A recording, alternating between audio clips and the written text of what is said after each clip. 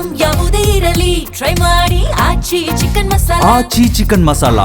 ಯಾವುದೋ ದೇಶದಿಂದ ಬಂದ ವಿದೇಶದ ತಳಿ ನೀನು. ಅಣ್ಣ ಅವರ ವಿಚಾರಕ್ಕೆ ಬಂದರೆ ಸುಮ್ಮನೆ ಬಿಡೋದಿಲ್ಲ. ಇದು ಸಾರಾ ಗೋವಿಂದ್ ಕೊಟ್ಟಿರುವಂತಹ ಸ್ಟೇಟ್ಮೆಂಟ್. ನಾನು ಅವರ ಮನೆಗೆ ನುಗ್ಗಿ ದಾಂಧಲೆ ಮಾಡಿಲ್ಲ, ಹೀಗೆ ಹಲವು ವಿಚಾರಗಳನ್ನು ಪ್ರಸ್ತಾಪ ಮಾಡಿದ್ದಾರೆ. ಡಾಕ್ಟರ್ ರಾಜ್ ಸಮಾಧಿಗೆ ಸಂಬಂಧಪಟ್ಟಂತೆ ಅಹಿಂಸಾ ಚೇತನ್ ಕೊಟ್ಟಿರುವಂತಹ ಹೇಳಿಕೆ ಏನಿದೆ ಅದು ಇಷ್ಟೆಲ್ಲ ಪ್ರಲಾಪಗಳಿಗೆ ಕಾರಣವಾಗಿದೆ. ಯಾವುದೋ ದೇಶದಿಂದ ಬಂದ ವಿದೇಶದ ತಳಿ ನೀನು. ಅಣ್ಣ ಅವರ ವಿಚಾರಕ್ಕೆ ಬಂದರೆ ಯಾರನ್ನೂ ಬಿಡೋದಿಲ್ಲ. ಸಾರಾ ಗೋವಿಂದ್ ಕೊಟ್ಟಿರುವಂತಹ ಸ್ಟೇಟ್ಮೆಂಟ್ ಇದು. ನಟ ಚೇತನ್ ವಿರುದ್ಧ ಸಾರಾ ಗೋವಿಂದ್ ತಮ್ಮ ಆಕ್ರೋಶವನ್ನು ಹೊರಹಾಕಿದ್ದಾರೆ. ರಾಜ್ ಸಾಧನೆ ತಿಳಿಯದ ಅನಾಗರಿಕ ನೀನು ಅಂತ ನೇರ ವಾಗ್ದಾಳಿಯನ್ನ ಸಾರಾ ಗೋವಿಂದ್ ಹೊರಹಾಕಿದ್ದಾರೆ.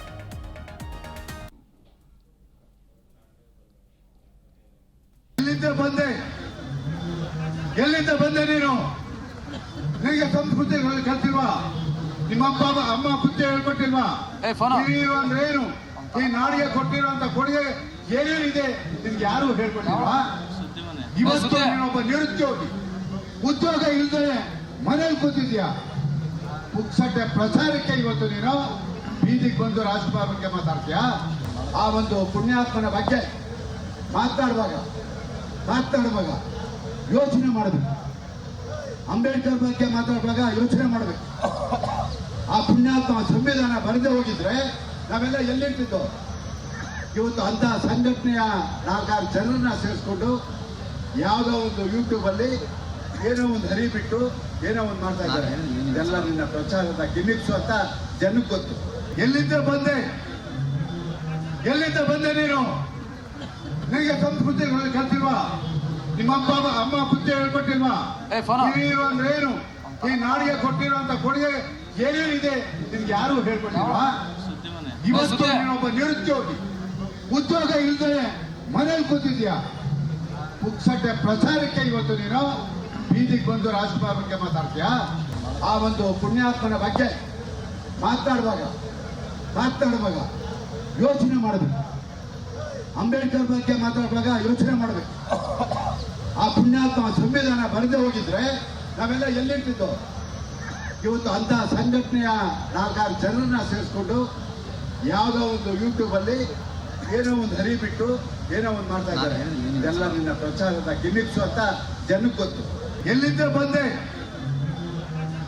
ಬಂದೆ ನೀನು? ನಿನಗೆ ಸಂಸ್ಕೃತಿ ಕಲ್ತಿಲ್ವಾ? ನಿಮ್ಮ ಅಮ್ಮ ಬುದ್ಧಿ ಹೇಳ್ಕೊಟ್ಟಿಲ್ವಾ? ನೀನು ಅಂದ್ರೆ ಏನು? ಹೆಚ್ಚಿನ ಮಾಹಿತಿಯನ್ನು ನಮ್ಮ ಪ್ರತಿನಿಧಿ ಯಶೋಧ ನೀಡ್ತಾ ಹೋಗ್ತಾರೆ. ಯಶೋಧ, ಡಾಕ್ಟರ್ ರಾಜ್ ಸಮಾಧಿಗೆ ಸಂಬಂಧಪಟ್ಟಂತೆ ನಟ ಚೇತನ್ ಕೊಟ್ಟಂತಹ ಒಂದು ಹೇಳಿಕೆ ಈ ಮಟ್ಟಿಗಿನ ಆಕ್ರೋಶಕ್ಕೆ ಕಾರಣವಾಗಿದೆ. ಈಗ ಸಾರಾ ಗೋವಿಂದ್ ಅವರು ದೂರನ್ನ ದಾಖಲಿಸಿದ್ದಾರೆ ಅಥವಾ ಯಾವಾಗ ದಾಖಲಿಸ್ತಾರೆ? ಎಸ್, ಈಗ ಪ್ರೆಸೆಂಟ್ ಅವರು ಶೇಷಾದ್ರಿಪುರಂ ಪೊಲೀಸ್ ಸ್ಟೇಷನ್ ಒಳಗೆ ಹೋಗಿ ಕಂಪ್ಲೇಂಟ್ ಅನ್ನ ಕೊಡ್ತಾ ಇದ್ದಾರೆ.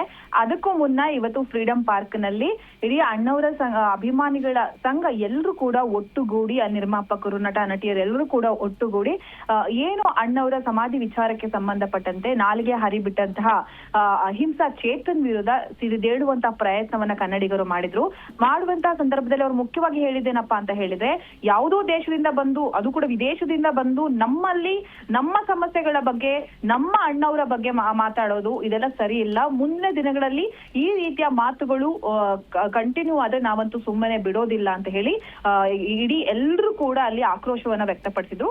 ಅದರಲ್ಲೂ ಸಾರಾ ಗೋವಿಂದ್, ನಿರ್ಮಾಪಕ ಸಾರಾ ಗೋವಿಂದ್ ಅಂತ ಬಂದಾಗ ಅವರು ಅಣ್ಣವರ ಕುಟುಂಬದವರ ಜೊತೆಗೆ ಬಹಳ ಆಪ್ತರಾದಂಥವ್ರು, ಬಹಳ ಒಡನಾಟ ಇಟ್ಕೊಂಡವರು. ಆದ್ರೆ ಅವ್ರು ಹೇಳ್ತಾರೆ, ಅಣ್ಣವರ ವಿಚಾರಕ್ಕೆ ಯಾರೇ ಬರ್ಲಿ, ಅವ್ರು ಎಷ್ಟೇ ದೊಡ್ಡವರಾಗಿರ್ಲಿ, ನಾನು ಮಾತ್ರ ಸುಮ್ಮನೆ ಇರೋದಿಲ್ಲ, ನಾನು ಫೈಟ್ ಮಾಡೇ ಮಾಡ್ತೀನಿ.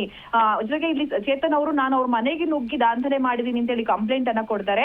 ನಾನು ಅವರ ಮನೆಗೆ ನುಗ್ಗೇ ಇಲ್ಲ, ನಾನು ಗೇಟ್ ಬಳಿ ನಿಂತು ಅವ್ರಿಗೆ ವಾರ್ನ್ ಮಾಡಿ ಮಾತನಾಡುವ ಭರದಲ್ಲಿ ಯಾವುದೋ ಪದಗಳು ಬಳಕೆ ಮಾಡಿದೀನಿ, ಇಲ್ಲ ಅಂತ ಹೇಳೋದಿಲ್ಲ, ಆದ್ರೆ ಮಾತನಾಡುವ ಭರದಲ್ಲಿ ಬಳಕೆ ಮಾಡಿದೀನಿ ಬಿಟ್ರೆ ನಾನು ಅವರ ಮನೆಯೊಳಗೆ ನುಗ್ಗಿಲ್ಲ. ಅದಕ್ಕೆ ಸಂಬಂಧಪಟ್ಟಂತ ಫುಟೇಜ್ ಗಳನ್ನ ನೀವು ಗಮನಿಸಬಹುದು. ಪೊಲೀಸರುಗಳು ಕೂಡ ಆ ಸಂದರ್ಭದಲ್ಲಿ ಇದ್ರು ಅನ್ನೋದನ್ನ ಹೇಳ್ತಾ ಹೋದ್ರು.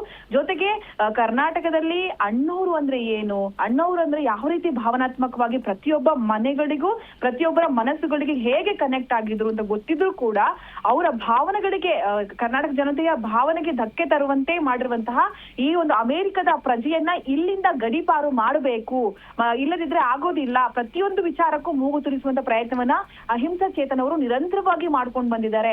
ಈ ರೀತಿ ಬಿಟ್ರೆ ಸರಿ ಹೋಗೋದಿಲ್ಲ. ಇನ್ನು ಮುಂದೆ ಎಲ್ಲಾದ್ರೂ ಅಪ್ಪಿತಪ್ಪಿಯು ಯಾರೇ ಆಗ್ಲಿ ರಾಜ್ಕುಮಾರ್ ಅವರ ಬಗ್ಗೆ ಅಥವಾ ಅವರ ಕುಟುಂಬದವರಿಗೆ ಅವರ ಬಗ್ಗೆ ಮಾತನಾಡುವಂತ ಪ್ರಯತ್ನವನ್ನ, ಅವರ ಹೆಸರಿಗೆ ಮಸಿ ಬಳಿಯುವಂತ ಪ್ರಯತ್ನವನ್ನ ಮಾಡುವಂತ ಪ್ರಯತ್ನ ಯಾರೇ ಮಾಡಿದ್ರು ಕೂಡ ನಾನು ಅವರನ್ನ ಸುಮ್ಮನೆ ಬಿಡೋದಿಲ್ಲ ಅಂತ ಹೇಳಿ ಎಲ್ಲರಿಗೂ ಕೂಡ ಖಡಕ್ ವಾರ್ನಿಂಗ್ ಅನ್ನ ಕೂಡ ಇಲ್ಲಿ ಸಾರಾ ಗೋವಿಂದ್ ಅವರು ಕೊಟ್ಟಿದ್ದಾರೆ. ಈಗ ಪ್ರೆಸೆಂಟ್ ಅವರು ಕಂಪ್ಲೇಂಟ್ ಅನ್ನು ಕೂಡ ಶೇಷಾದ್ರಿಪುರಂ ಚೇತನ್ ವಿರುದ್ಧ ಶೇಷಾದ್ರಿಪುರಂ ಸ್ಟೇಷನ್ ನಲ್ಲಿ ಕಂಪ್ಲೇಂಟ್ ಅನ್ನು ಕೂಡ ಕೊಟ್ಟಿದ್ದಾರೆ. ಅಲ್ಲೂ ಅದಾದ ಬಳಿಕ ಈಗ ಹೊರಗೆ ಬಂದವರು ಮಾತನಾಡ್ತಾ ಇದ್ದಾರೆ. ಕಳೆದ 4-5 ದಿನದ ಹಿಂದೆ ಅಹಿಂಸಾ ಚೇತನ್ ಅವರು ನನ್ನ ಮೇಲೆ ಕೇಸ್ ಹಾಕಿದ್ರು, ಅದು FIR ಆಗಿದೆ. ಯಾವ FIR ಗೆ ಹೋದ್ರು ನಾನು ಅದರ ವಿರುದ್ಧ ನಾನು ಏನು ಮಾತಾಡೋದಿಲ್ಲ, ಬಟ್ ಅದಕ್ಕೆ ಏನ್ ಆನ್ಸರ್ ಕೊಡ್ಬೇಕೋ ನಾನು ಅದನ್ನ ಕೊಡ್ತೀನಿ. 45 ವರ್ಷ ಹೋರಾಟದಲ್ಲಿ ಯಾವತ್ತೂ ಈ ತರದ ಪರಿಸ್ಥಿತಿ ನಮಗೆ ಬಂದಿರ್ಲಿಲ್ಲ. ಚೇತನ್ ಒಬ್ಬ ನಿರುದ್ಯೋಗಿ, ಪ್ರಚಾರಕ್ಕೋಸ್ಕರ ಈ ತರ ಮಾಡ್ತಾ ಬರ್ತಾ ಇದ್ದಾನೆ. ರಾಜ್ಕುಮಾರ್ ಅವರ ಕೊಡುಗೆ ಏನು ಅನ್ನೋದನ್ನ, ಅವರ ಆದರ್ಶಗಳನ್ನ ಮೈಗೂಡಿಸ್ಕೊಂಡು ಒಳ್ಳೆ ವ್ಯಕ್ತಿ ಆದ್ರೆ ಸಾಕು ಅನ್ನೋದನ್ನ ಕೂಡ ಹೇಳ್ತಾರೆ. ಜೊತೆಗೆ ಸಂಸ್ಕೃತಿ ಇಲ್ಲ, ಚೇತನ್ಗೆ ಸಂಸ್ಕೃತಿ ಇಲ್ಲ, ಮೊದಲು ಮನುಷ್ಯನಾಗು ಅಂತ ಕೂಡ ಈಗ ಪೊಲೀಸ್ ಸ್ಟೇಷನ್ ಕಂಪ್ಲೇಂಟ್ ಕೊಟ್ಟು ಹೊರ ಬಂದು ಮಾತನಾಡಿದ್ದಾರೆ. ದಿವ್ಯಾ, ಥ್ಯಾಂಕ್ ಯು ನಿಮ್ಮೆಲ್ಲ ಮಾಹಿತಿಗಾಗಿ ಯಶೋಧ. ಸ್ವತಃ ಜನಕ್ಕೆ ಗೊತ್ತು. ಎಲ್ಲಿಂದ ಬಂದೆ ನೀನು?